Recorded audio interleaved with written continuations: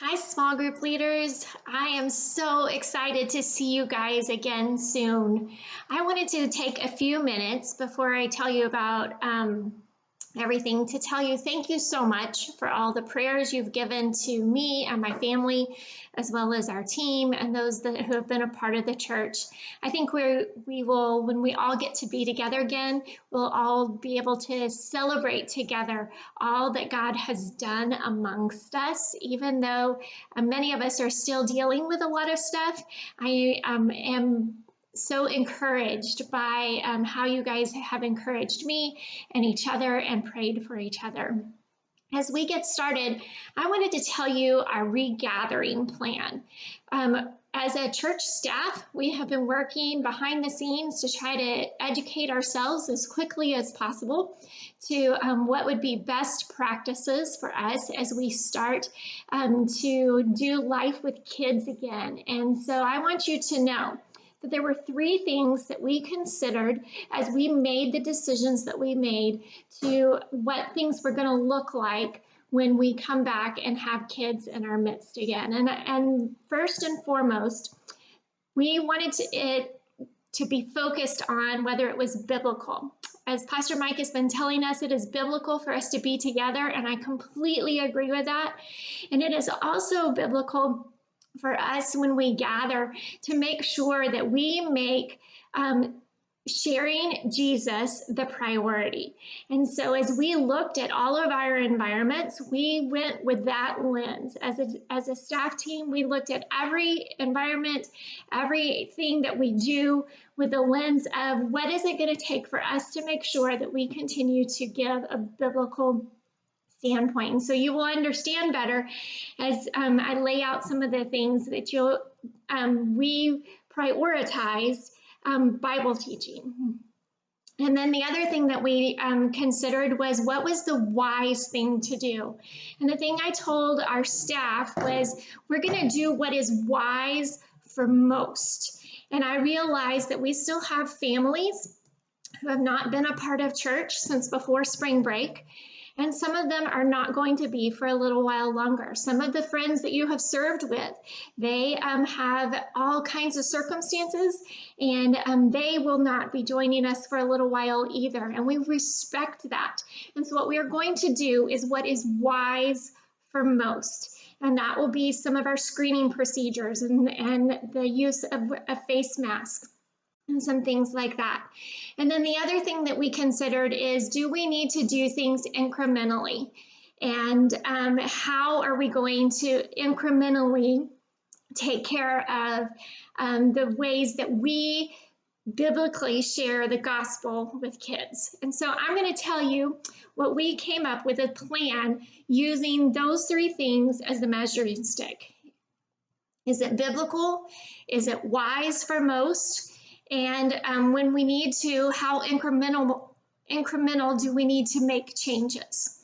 So the first thing you will notice is that we are asking every family who brings their kids back to church that they do a self-screening at home. And there are several things, as all of the medical professionals have helped us see, to be concerned about, and that we should not be out in a great crowd or even probably outside of your house very much if you have any of these symptoms.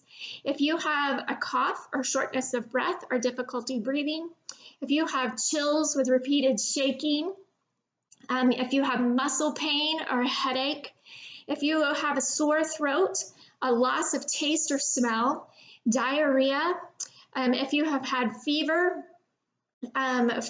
of 100 or more, and you need to be fever-free without medication for 3 complete days, 36 complete hours, you must be fever-free.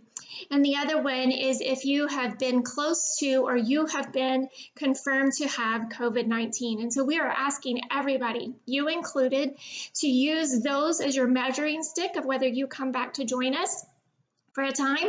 We're not telling you you can't ever come back to church, but when you are well, we would love to see you in person. And until then, we will continue to provide services online completely. Everything that we do should be available online as well. Um, the other thing to note is as you are walking in the building, you will be asked to answer those questions. And if anything is in the affirmative, we will need to send you back home. And so please do the self-screening so that somebody at the door doesn't have to be that police person for you. You guys have been paying attention, I'm sure, to what the COVID-19 symptoms are. And so that's mostly what we're concerned about. Obviously, if you have a compromised immune system, or you have health issues or any other things, that even just a headache or a sore throat or cough that doesn't look like COVID could be a concern for you, then please take a little longer. It's okay. We're going to be okay. And then so that you know, I am looking for someone who feels comfortable to be that screener, so that all of the staff can be available to move kids around and make sure that all the leaders have what they need. I would like for that to be a volunteer if possible. If we don't find that person, I will see if we can find someone else from another area. But if you have been to church, you will notice that every single one of us has had a big task in the last few weeks of what we do during a worship service. So if one of you would like to volunteer every week to be the screener, and you don't have to do this to their families, just for those serving, please reach out to me. I'd love to hear from you. And then the other thing to know is, because we need to do this screening procedure before you can go to the classrooms, then I really need for you to be there super early.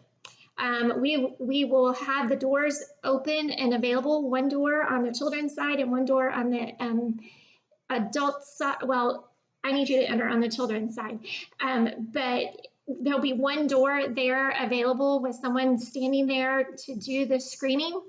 And if you could get there, if you're there for the 9:30 service at 9, that gives us plenty of time to get everybody settled and make it through the screening procedure and wash your hands and get all set up. And also, if you're there for the 11 o'clock service, if you could be there about 10:30, that would help us make sure that we are getting there. If like you are like squishing, trying to get there just in time, like 9:10 is going to be kind of the deadline, because the doors, we're going to start allowing families to come in at 9:15. And so if we can all be set up and ready to go without a whole lot of moving parts, that will help us so much. And I know I have kids too. Fortunately, they drive now, but it's really hard to get them out the door. And so if you think that time's going to be a challenge for you, please let us know. We'll do our best, but we really are trying to prevent too much traffic coming back and forth. As I said, the families will check in. All of our check-in procedure will be outside, so we can continue to do the social distancing. We have decided that keeping everybody outside for a time would make that easier. There is a simplified check-in process and check-in team. I will share that with you individually. But there's a simplified check-in process that we will need the check-in team out there to help us do that with families outside. And then also to know that if you're bringing your kids with you because you serve and your kids come with you, they are welcome to come in at the exact same time you come in. We will need them to answer the same questions, or you to answer the questions for them. And then also you will put them in their groups. And make sure you let the leader know when you get to the group that that you're serving that day, because our kids who have parents who are serving, and especially if they're serving for both services, they're going to go outside so that we can clean all of the rooms in between. Then the other thing to know is we have moved all groups to their own classroom. That means babies, 1s, 2s, 3s, 4s, kinder, 1st, 2nd, and 3rd. Everybody will have their own individual classroom. 4th and 5th graders will be together in Kid Town. with social distancing already set up in those rooms.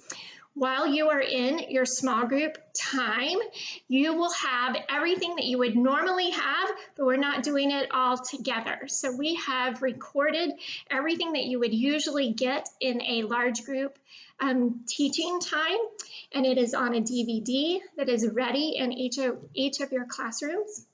The other thing to note is every service will have their own stuff.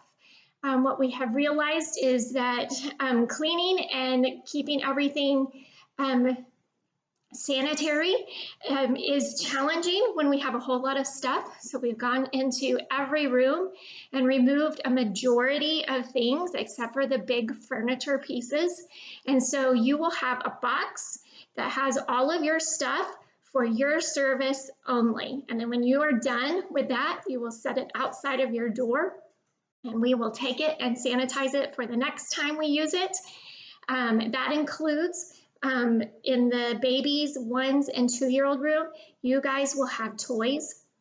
All the other rooms, all of the toys have been cleared out, and I don't want you to panic. We have given you guys tools and games and things that you can do with the kids to stretch time you're with them without them having to touch toys or touch everything. One of the things that we have realized is that every time something is touched, it needs to be sanitized. Well, if you are like me, as I start thinking about all of the things that get touched, we have decided to minimize. Again, going back to the biblical, wise, and incremental. It's nice to have toys. It doesn't necessarily mean that we are communicating the gospel to a kid when we have a toy. So we will give you books. We have given you a list of games that you can play. In almost every single group, you will have a teenager who will be ready to play a game with the kids where they don't have to touch. And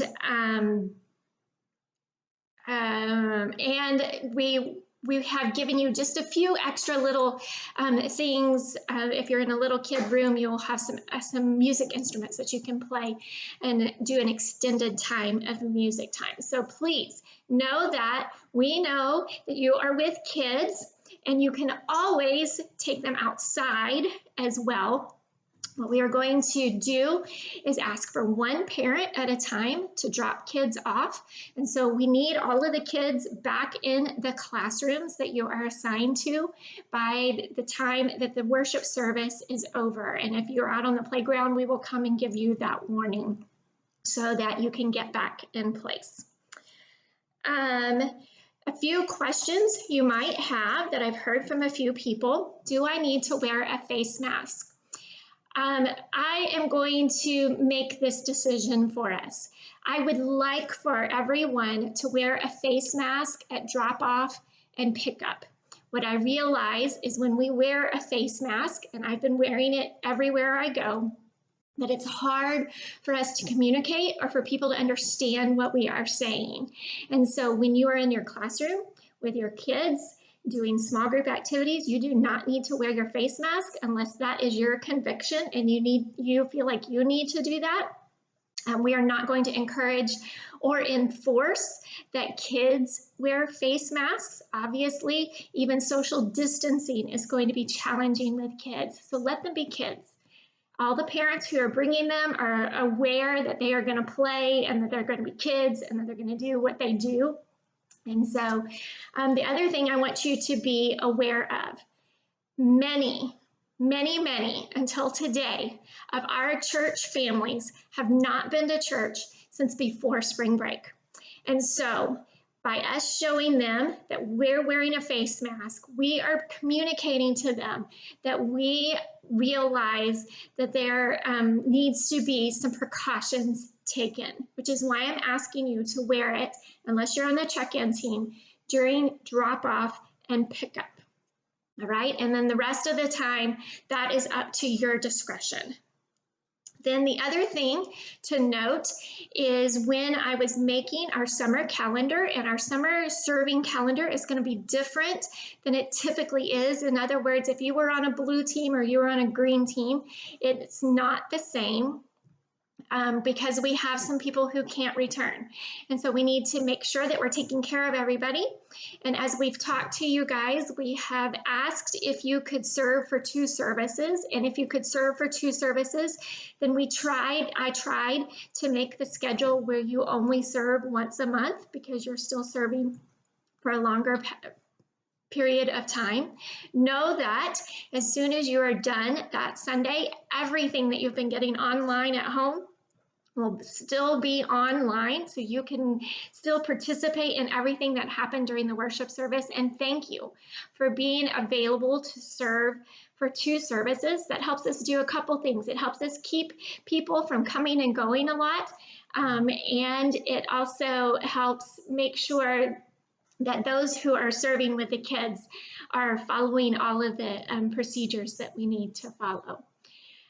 I'm sure that you have some more questions, so if you do, please reach out to me through text. I will be texting this video to you as well as our proposed schedule. Now, many of you, I've asked you what are good days, what are not good days, or if you've talked to Jennifer or Heather, and we've all asked what are good days or what are bad days for you. So I tried my best to make a schedule, but I know it's probably not a 100% accurate schedule. So please let me know if those dates do not work for you. We will try our best to rearrange and figure out what else we can do. Thank you guys so much for leading. I'm so excited to see you guys and our kids again. They are so ready to be back. I hope to see you guys to get snow cones tonight to celebrate, and look this week for an email from me that has more of these details, as well as your lessons in our series called Follow the Leader. Thank you.